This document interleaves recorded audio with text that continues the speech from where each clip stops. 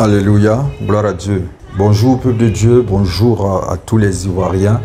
C'est Guillaume Elie Assémian, serviteur de Dieu. Et ce matin, je voudrais partager une parole que le Seigneur m'a mise à cœur pour vous. Nous allons dans la parole de Dieu en 1 Samuel 17. Et tous nous connaissons cette aventure de David contre Goliath. Et le Seigneur ce matin veut te fortifier pour que tu sois un David pour ta nation. Alléluia. Voyez-vous, nous lisons donc la parole de Dieu à partir du verset 1.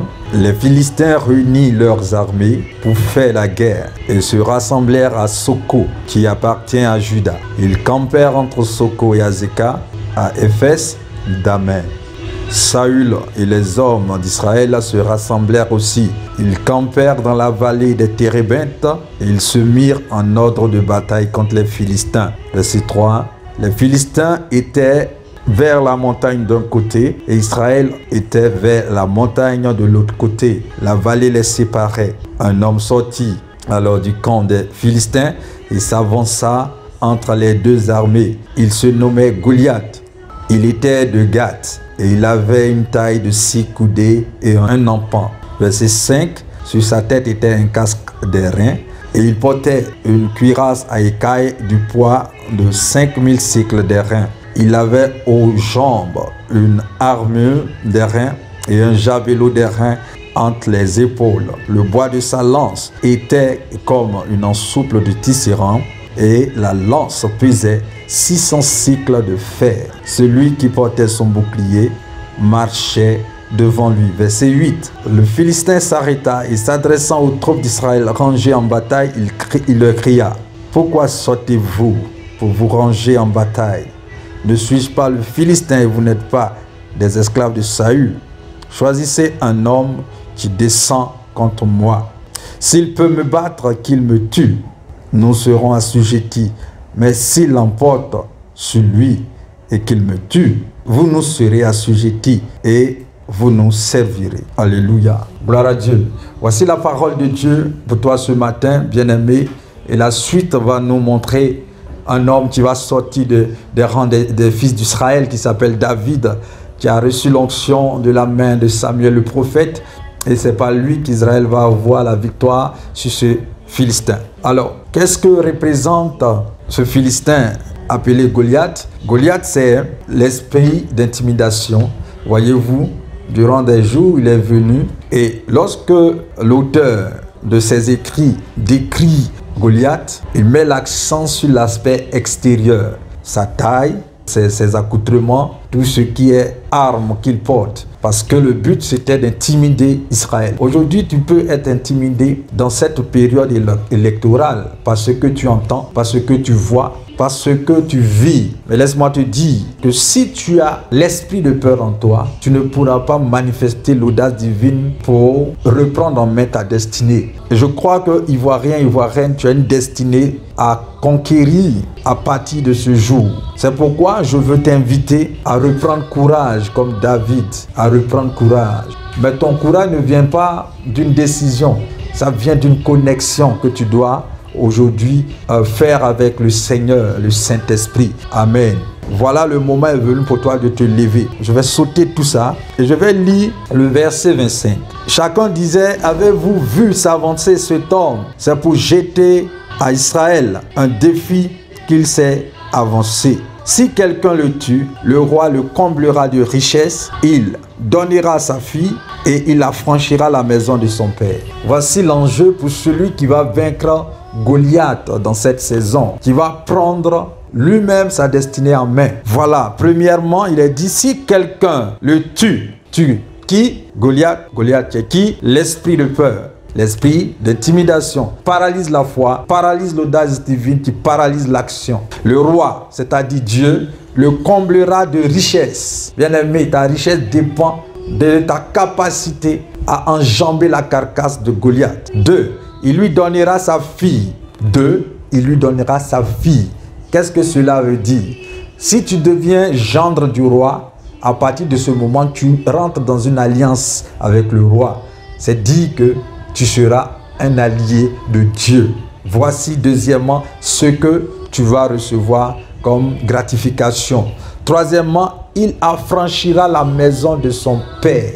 Regarde tes frères, regarde tes sœurs, regarde le joug sur lequel ils sont. Dieu compte sur toi ce matin pour te lever, pour prendre cette victoire qui va t'assurer d'être enrichi, qui va t'assurer d'être en alliance avec Dieu et qui va t'assurer la restauration de ta famille, la restauration de ton peuple, la restauration de ton entourage. Voici l'enjeu pour ce combat. Je ne veux pas revenir sur cette partie, mais je veux juste toucher un pan de l'attitude de David. David ne s'est pas levé pour aller combattre Goliath sans qu'il ait reçu l'onction. Et l'onction, c'est ce qui brise le joug. La Bible dit, l'onction fait éclater le joug. La graisse fait éclater le joug. Donc, il y a un joug sur ta vie, il y a un joug sur ta famille, il y a un joug sur cette nation que toi seul peux briser en étant allié avec Dieu.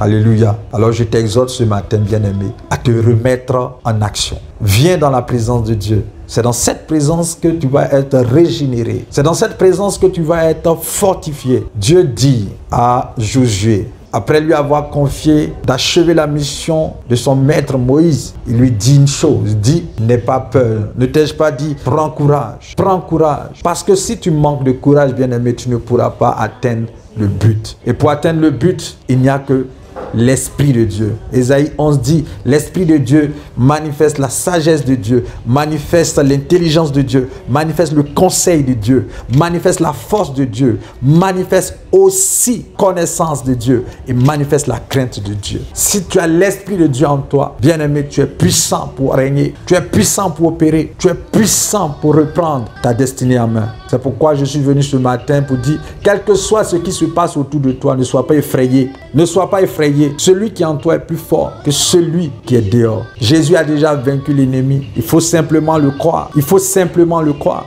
Je prie que ce matin, tu viennes te mettre sous l'aile du Très-Haut. Que tu te reposes à l'ombre du Tout-Puissant.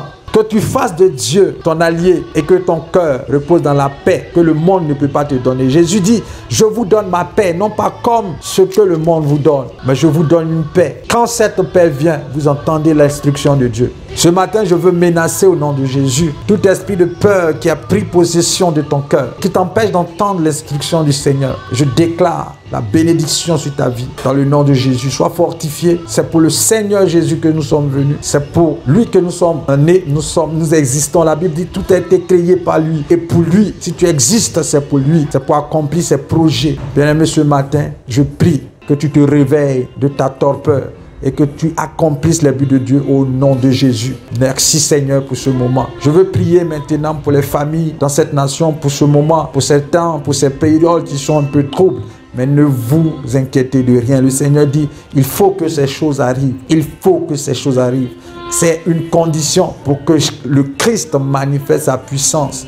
Parce que s'il n'y a pas de guerre, il ne peut pas avoir de paix. S'il n'y a pas de ténèbres, il ne peut pas avoir de lumière. S'il n'y a pas d'échec, il ne peut pas avoir de succès. Donc, conservons notre foi dans le Seigneur, car c'est la foi qui va nous garder. C'est la foi qui va nous garder. Le Seigneur Jésus revient sur terre pour chercher la foi. Est-ce qu'il te trouvera manifestant cette foi en te réveillant ce matin dans la prière? Le Seigneur dit à Simon, Simon, le diable vous a réclamé pour vous cribler comme du froment, mais j'ai prié pour que ta foi ne défaille pas. Alors, c'est la prière qui est notre solution, bien-aimé, dans cette saison. C'est la prière. C'est pourquoi je t'exhorte à la prière. Je t'exhorte à la prière. Prie, prie, prie. Ne cesse pas de prier. Prie pour que Christ soit manifesté dans cette nation. Que le cœur de ce peuple revienne au Père qui est dans les cieux. Car c'est pourquoi aujourd'hui nous souffrons. Nous souffrons parce que nous avons laissé la main de l'Éternel. Et que nous nous sommes attachés à des dieux qui sont faux. L'argent, la cupidité, le sexe, toutes ces choses. Il faut que tu te répandes, bien-aimé. Il faut que tu te répandes. Père, je t'en supplie.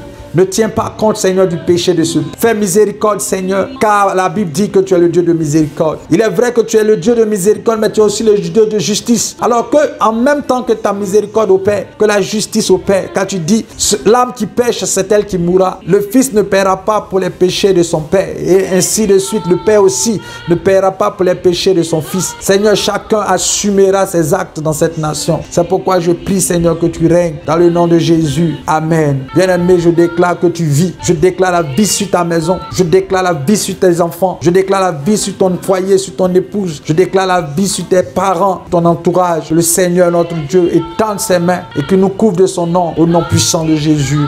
Que Dieu nous bénisse, que Dieu nous garde. Amen.